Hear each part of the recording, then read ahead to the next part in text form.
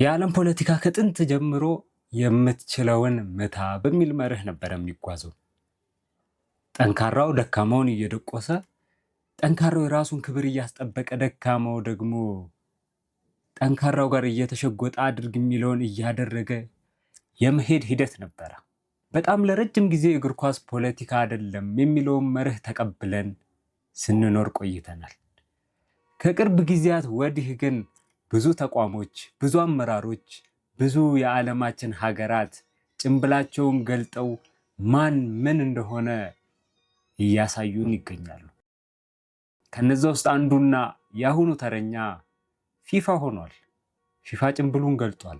ሶማሊያዊው የፊፋ ዳኛ ኡመር አብዱል ቃድር አርታን በፊፋ ሊስት ውስጥ የሚገኝ የዓለም ዋንጫውን ከሚዳኙ ዳኞች ውስጥ አንዱ የነበረ ቢሆንም ለፖለቲካዋ ስትል አሜሪካ እምቢ ማለቷን ተከትሎ ፊፋም ከዳኝነት ሊስት ውስጥ አውጥቶታል። የተከበራቸው የሪል ቶክስ ሳላሀዲን ቤተሰቦች፣ ዛሬ የዓለማችን ደብል ስታንዳርድነት አይኑን አጉልቶ የታየበትን ዛሬ የሚጀምረውን የዓለም ዋንጫ በጥቂቱ ለመዳሰስ ወደድን። አብራችሁን ቆዩ። ቀደም ብዬ እንደነገርኳችሁ ዛሬ ቆይታ የምናደርገው ዛሬ በሚጀምረው ዓለም ዋንጫና ከዛ ጋር በተያያዙ ጉዳዮች ነው። ዓለምን አንድ ያደርጋል፣ ፖለቲካም አይገድበውም፣ የተለያዩትን ያቀራርባል የሚባለውን እግር ኳስ እንደለመደችው አሜሪካ ጋር ሲደርስ ፖለቲካ ሆኗል። በእርግጥ ከአሜሪካ በፊትም የተለያዩ ሀገሮች ፖለቲካ ለማድረግ ሲሞከር አስተውለናል። የተለያዩ ሀገሮች ወደ አሜሪካ ሲገቡ ትሪት የሚደረጉበት መንገድ እጅግ በጣም የሚያስደነግጥና ፊፋ የሚባለው የዓለም አቀፉ እግር ኳስ ማህበር የትም እንደሌለ እጁን ለፖለቲከኞች እንደሰጠ የታየበት ሆኗል። ይህም በጣም የሚያሳዝንና በጣም የሚያሳፍር ነው። እስኪ ጥቂቶቹን እናንሳ። ለምሳሌ ሴኔጋል።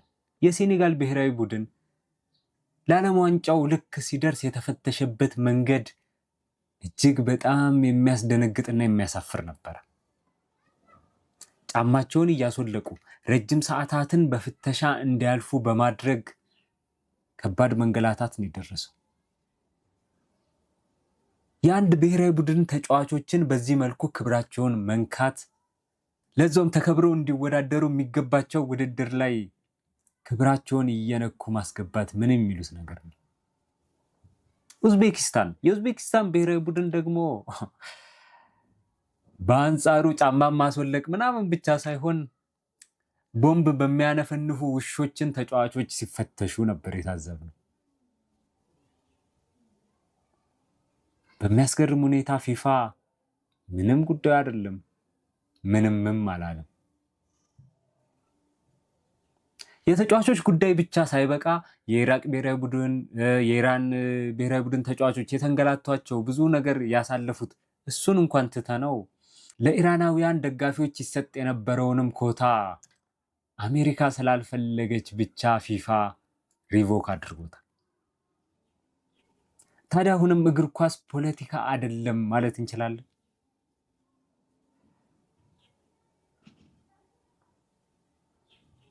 አላለቀም፣ እንቀጥል። ከተጫዋቾች አልፎ ዳኞች ጋርም መጥቷል። ሶማሊያዊው ዳኛ የአፍሪካ ምርጥ ዳኛ ተብሎ የተሸለመ ወይም አሁን ባለንበት ወቅት ከአፍሪካ ቁጥር አንዱ ዳኛ ኡመር አብዱል ቃድር አርታን ነው። የአፍሪካን ቁጥር አንዱን ዳኛ ሚያሚ ኤርፖርት ከደረሰ በኋላ አላስገባህም ብለው መልሰውታል። ህጋዊ ቪዛ ያለውን ዳኛ ደግሞ አላስገባህም ብቻ ብለው መመለሳቸው አይደለም የሚገርመው ለ11 ሰዓት ምርመራ ሲያደርጉበት ነበረ። ለ11 ሰዓት ጄፌሪ ኤፕስቲን ህፃናትን በመድፈር ታስሮ የነበረው ጄፌሪ ኤፕስቲን ለ11 ሰዓት የተመረመረ አይመስለኝም። ሶማሊያዊውን ዳኛ ግን ለ11 ሰዓት ነበረ ምርመራ ያደረጉለት። ለ11 ሰዓት ምርመራ አድርገውለትም ተመለስ ነው እንጂ ያሉት አላስገቡትም። በነገራችን ላይ ይህ ሶማሊያዊ ዳኛ ተሳክቶለት አጫውቶ ቢሆን ኖሮ የመጀመሪያው ሶማሊያዊ ዳኛ ይሆን ነበረ የዓለም ዋንጫ ላይ በዳኝነት በማጫወት። የዓለም አቀፉ ጤና ድርጅት ዋና ኃላፊ የሆነው ኢትዮጵያዊው ዶክተር ቴዎድሮስ አድሃኖምም ያንን ታሪክ ማንም አይወስድብህም፣ አሁንም የዛ ታሪክ ባለቤት አንተ ነህ በማለት ነበረ ከጎኑ መሆኑን ያሳዩት።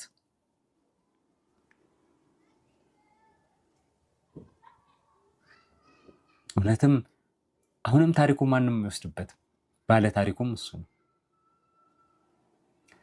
በጣም የሚገርመው የዑመር አብዱል ቃድር በዛ መልኩ መመለስ ብቻ ሳይሆን ፊፋ እስካሁን ምንም አይነት እርምጃ እየወሰደ አለመሆኑ ነው።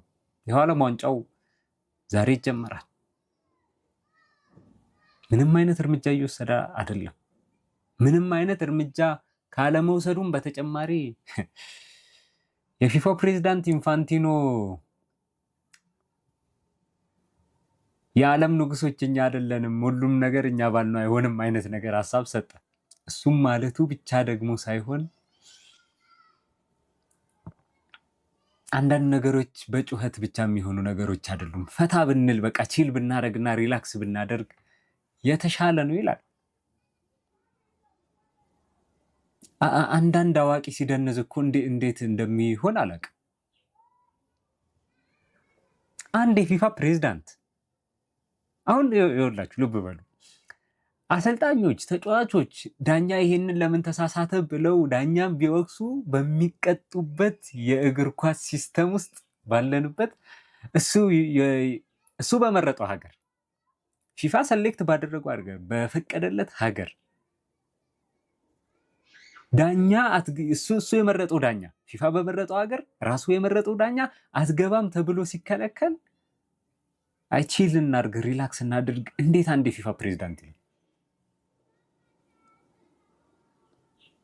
የዓለም ንጉስ አይደለንም ይላል። የዓለም ንጉስ አዎ አይደለም፣ ሊሆንም እንደዚህ አይነት ሰውዬ ሲጀመር ሊሆንም አይችልም። የዓለም ንጉስ አለመሆኑ ሳይሆን የዓለም ንጉስ ሆንም የሚባል ነገር የለም። እኔ አንዳንድ አመራሮች ግን ወይኔ አሁን የራሳቸው ስልጣን ያላቸው ነገር ላይ ሲጠየቁ ሌላ ነገር ለምን እንደሚዘባርቁ አይገባኝም። ራሱ የመረጠው ሀገር ላይ ውድድሩ በቃ እዚህ ሀገር ላይ አይካሄድም ብሎ መወሰን አይችልም እንዴ ፊፋ? በጣም በቂ ምክንያቶች የሉትም? የአሁኑ የዓለም ዋንጫ እንደዛ ቢል ፊፋ እንዴት እንደዚህ ይላል ይባላል። አሁን ለምን እንደዚህ አይልም እንደሚባሉ ያክል ከዛ የዓለም ንጉስ አይደለንም ይላል። የዓለም ንጉስ ልትሆንም አትችልም። ያንተ አይነት ሰው ሲጀመር የዓለም ንጉስ ነህ ተብለም አይደለም እንደዚህ የምትጠየቀው። የፊፋ ፕሬዝዳንት ነው የፊፋ መሪ ነህ ተብለህ ተቋምህ ስለሚጠየቅ ነው እንደዚህ አይነት ጥያቄ የምትጠየቀው።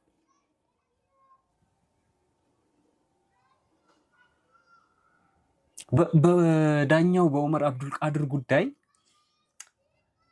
የፊፋ ብቻ ሳይሆን በጣም የሚገርመው ምን እንደሆነ ታውቃላችሁ? የፊፋ ብቻ ሳይሆን ሌሎች ዳኞች ማለት አሁን ያለንበት ዘመን ግን ምንድን ነው እየሆነ ያለው?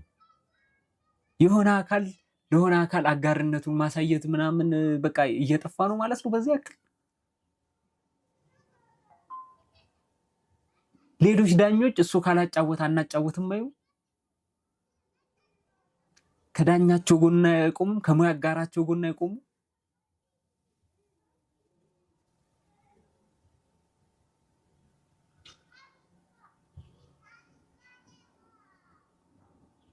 ሁሉም ፐርሰናሊ እስኪደርስበት ብቻ የሚጠበቅበት ሆኗል። ከትንሽ እስከ ትልቁ ከአፍሪካ እስከ አውሮፓ ከምናምን እስከ ምናምን ከተማረው እስካልተማረው ድረስ እኔ ካልደረሰብኝ ሁኬርስ ላይ ነን።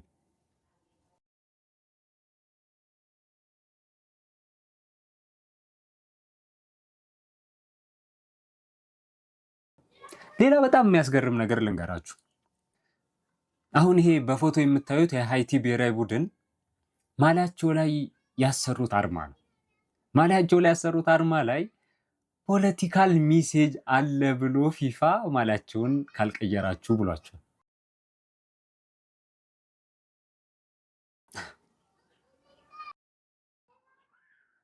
የአንድም ብሔራዊ ቡድን ማሊያውን ካልቀየር አትጫወትም አይነት ስታፍ የሚያራምደው ፊፋ እሱ የወከለውን ዳኛ የመረጠው አዘጋጅ ሀገር ሲያባረረው አይ ዳኛውን ካላስገባህ ውድድሩ አንተ ጋር አይካሄድም አይልም። ለምን? ባሪያ መሆኑን መርጧል። የዛ ሀገር ባሪያ መሆኑን መርጧል። ይሄ ነገር የኳታሩ የዓለም ዋንጫ ላይ ቢሆን ፊፋ ምን ነበረም ይለው ብላችሁ እስኪ ኢማጂን አድርጉት። ወይም የደቡብ አፍሪካው የዓለም ዋንጫ ላይ ቢሆን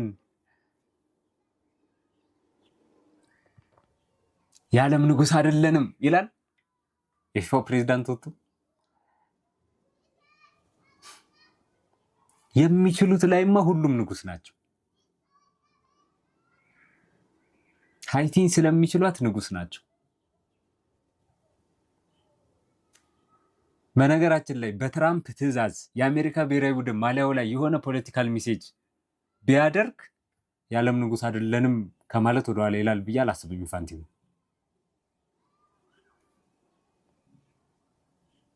እና ብቻ በጣም ያሳዝናል። የዓለም ዋንጫውን ይሄ ድሮ በጉጉት ምን ጠብቀው ነው የዓለም ዋንጫ ጉዳያችን እንዳይሆን አደረጉት። ስንት ልጅነታችንን የሚያስታውሰንን የዓለም ዋንጫ በዚህ ልክ እንዲያስደብረን አደረጉት። ዓለም ግን በዚህ 10 ዓመታት ውስጥ የተጋለጠችውን ያክል ተጋልጣለች። ምን ያክል ደብል ስታንዳርድ እንደሆነች፣ ምን ያክል ለአንዱ የሚሰራው አንዱ ላይ እንደማይሰራ፣ ምን ያክል ደካማው ላይ ብቻ ህጎችን የመጫን ተግባር በዓለም ሲስተም ውስጥ እንዳለ በዚህ 10 ዓመት ውስጥ የተጋለጠችውን ያክል ተጋልጣለች።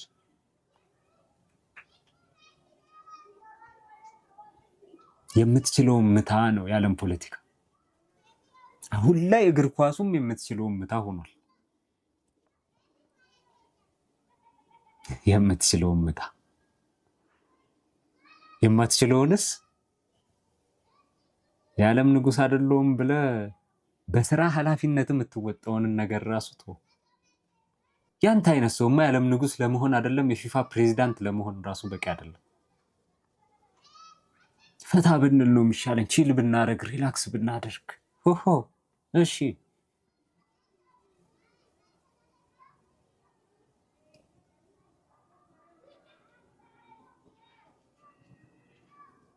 በነገራችን ላይ ዛሬ ያመጣሁላችሁ ሌላኛው በጎ ዜና ደግሞ ዑመር አብዱልቃድር አርታን፣ ሶማሊያዊ ዳኛው ዑመር አብዱልቃድር አርታን የዩኤፋ ሱፐር ካፕን ፋይናል እሱ እንዲዳኝ ተወስኗል።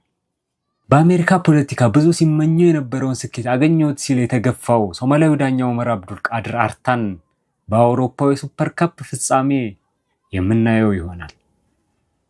የዛሬው የሪል ቶክ ሳላሀዲን ፕሮግራማችን ይህን ይመስል ነበረ። በቀጣይ በሌላ ፕሮግራም እስከምንገናኝ ድረስ መልካም ጊዜ